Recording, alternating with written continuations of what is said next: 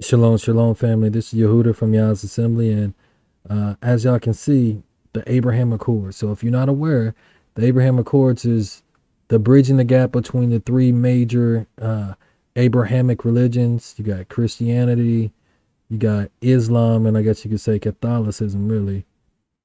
But it's basically a peace treaty that was started to be, I believe, brokered by Donald Trump and Jared Kushner. So don't be surprised if Trump makes a strong comeback in this next election for 2024. There's a lot of stuff going on. So please subscribe, hit that notification bell, and I'll be back. Big things are happening around the world with governments and religions pushing towards a one world religion. We knew this would happen. It's prophesied it will happen. And I'll get into all that in this video. The Abrahamic family house in Abu Dhabi, pretty much the Chrislam Center, which also has a Jewish mosque there. And I say Chrislam because the Roman Catholic Church, as well as the Islamic Imam, they signed their Declaration of Human Fraternity not long ago. This kind of joining of peace between Islam and Catholicism. I'll get into that in a bit, but first I wanted to talk about the Abraham Accords Global Leadership Summit that just took place in Rome, of course, of all places. And again, it's more of this uniting of the religions, the Abrahamic religions, as well as all religions and all governments in this unity of peace that the Bible tells us will ultimately be ran by the Antichrist, and it will just be a one world control system. So the former Israeli ambassador to the UN is the host of this Abraham Accords summit that just happened, the first of its kind, and just listen in his own words what he has to say about it. Coming to you early in the morning from the streets of Rome, we're here to cover a first-of-its-kind meeting called the Abraham Accords Global Leadership. To quickly mention, and hopefully this is obvious, but Jesus says to love our enemies, and peace is of course a good thing. Luke 6 verses 27 through 36 is a great passage for people who want to know what Jesus has to say about loving your enemies.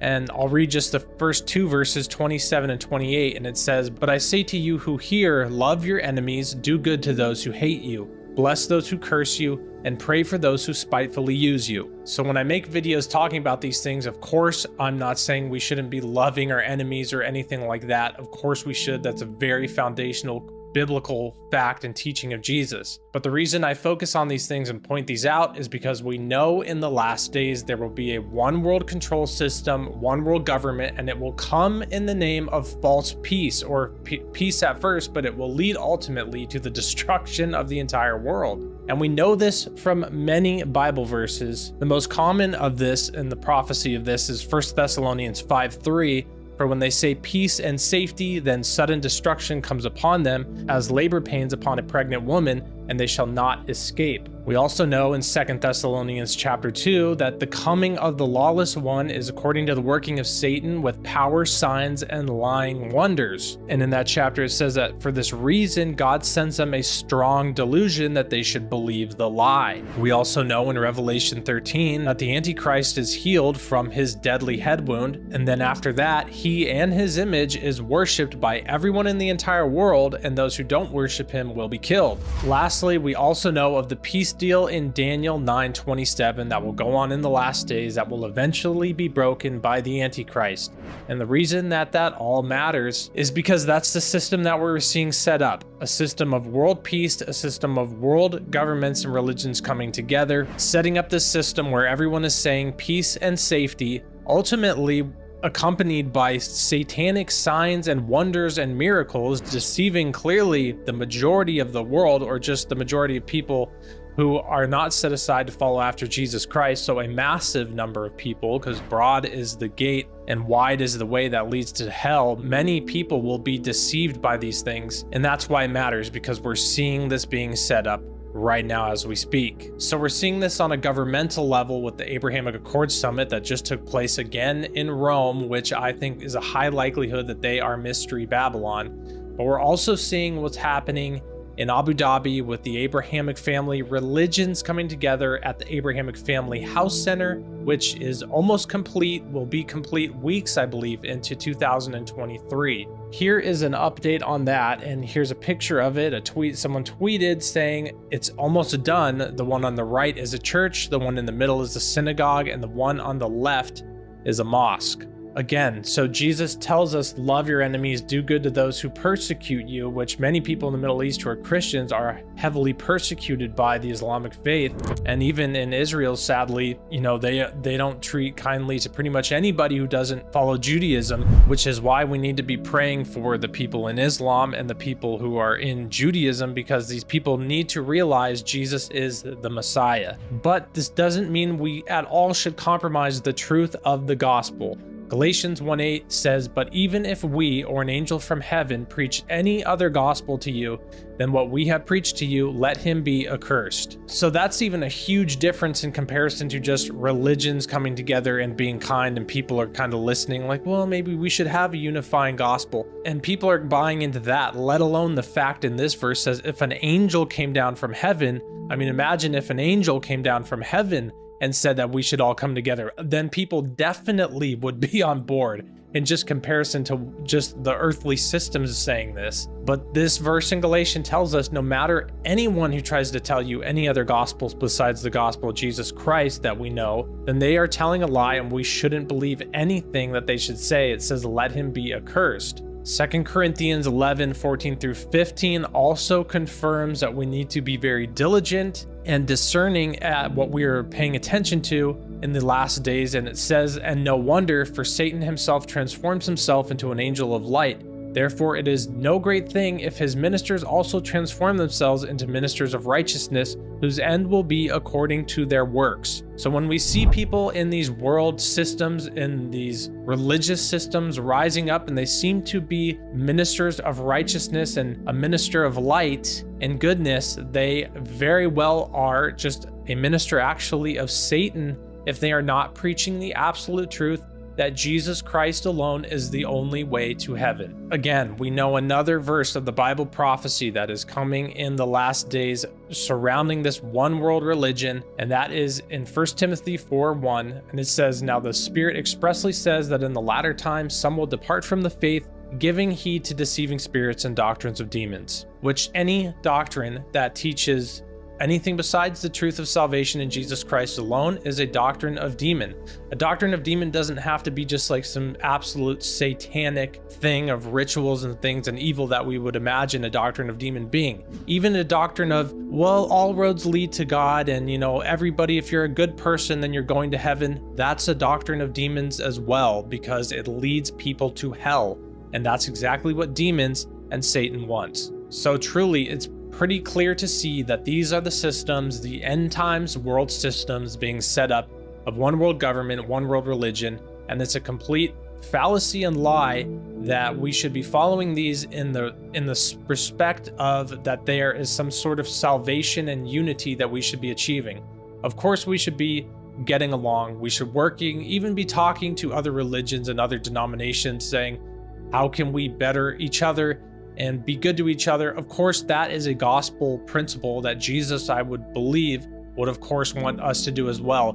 But within that narrative and within that conversation, Jesus, if it was him in this situation, and followers of Jesus, the number one goal in that case should be teaching the truth and teaching the message that Jesus Christ is the only way to heaven. He's the only way to the Father. John 14:6 confirms that. And so salvation is found in him alone. And that has to be the leading narrative and the leading message in all of this that's going on. So if that's not the case, then we need to be suspect of what's going on. And within it all, we need to be always paying attention and knowing that these prophecies will come to pass of peace, safety, unity, all of these things that the Bible said would happen in the last days. So we just need to keep the gospel message as the forefront of this whole conversation. And so sharing the truth about Jesus Christ, that needs to be our main mission and our main focus while we are here on this earth. That is the reason we're here. So we need to keep that at the forefront. Hopefully that encourages you. Let's not forget to keep that as our main focus. Thanks for watching, and 2 things that are important to living a guided and fulfilling Christian life are obedience and intimacy with Jesus. If you do those 2 things, live in obedience to him and his ways, and you are intimately seeking him deeper constantly and always growing in him and seeking him more daily, then that is how you can have a fulfilling and guided and understanding life in him. Thanks for watching, and God bless.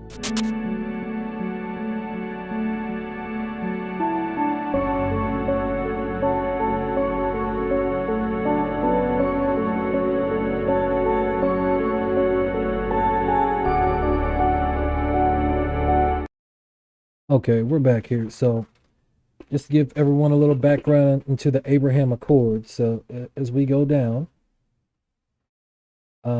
it says negotiated by the Trump administration and signed in September 2020 by Israel, the United Arab Emirates, Bahrain, Sudan, Morocco.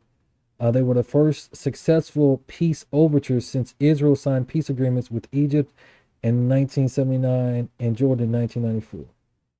So America, or Trump, played a pivotal role in these Abraham Accords. But has anyone ever actually read what it says? It says, we the undersigned, this is the one for the United States. You see the State Department? Okay. Recognize the importance of maintaining and strengthening peace in the Middle East and around the world based on mutual understanding and coexistence, as well as respect for human dignity and freedom, including religious freedom. We encourage efforts to promote interfaith and intercultural dialogue to advance a culture of peace among the 3 Abrahamic religions and all humanity. So we know that this Antichrist, quote unquote, is supposed to, create this 7-year, quote unquote, peace treaty, and something's supposed to be happening halfway down the line. So are the Abraham Accords that? It would be very apropos if it was. Not saying it if it is, but because it's all about the covenant of Abraham. So if the quote unquote Antichrist was to be the one that brokered the deal, or maybe his understudy, maybe it's Kushner, maybe it's somebody else, but for it to be one of them, and it's an Abraham Accord or another covenant or an agreement, something that we should seriously look at, because that was just wild. So I was just reading it, and I mean, it all sounds good. It says we believe that the best way to address challenges is through cooperation and dialogue, and that developing friendly relations among states advances the interests of lasting peace in the Middle East and around the world. So it's the Middle East first, then the world. We seek tolerance and respect for every person in order to make this world a place where all can enjoy a life of dignity and hope, no matter their race, faith, or ethnicity. So that means that we should have freedom of speech in this, freedom of religion. I guess you'll be able to have freedom of sexuality, even if it's pansexuality or you're a pedo. So a lot of this stuff, it sounds good in theory, but we know once they say peace and safety, stuff is about to get crazy.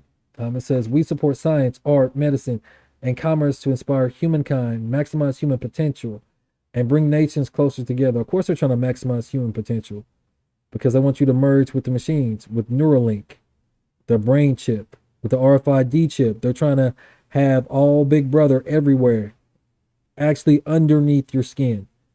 If y'all watch that video that I posted, it says we seek to end radicalization and conflict to provide all children a better future. That sounds amazing. That sounds like what the Messiah is going to do. But he's going to have to purge this world to do it, which is probably what they're going to end up doing. So just something to think about. The Antichrist, or whoever it's going to be, is supposed to be the one that brokers a 7-year peace treaty, and then it's broken halfway in there, right? At least, according to scripture, 3.5 years, basically. So it's just something to think about. 42 months. 42 months. So please subscribe, hit that notification bell, like and share our content. And as always, until next time, peace, family.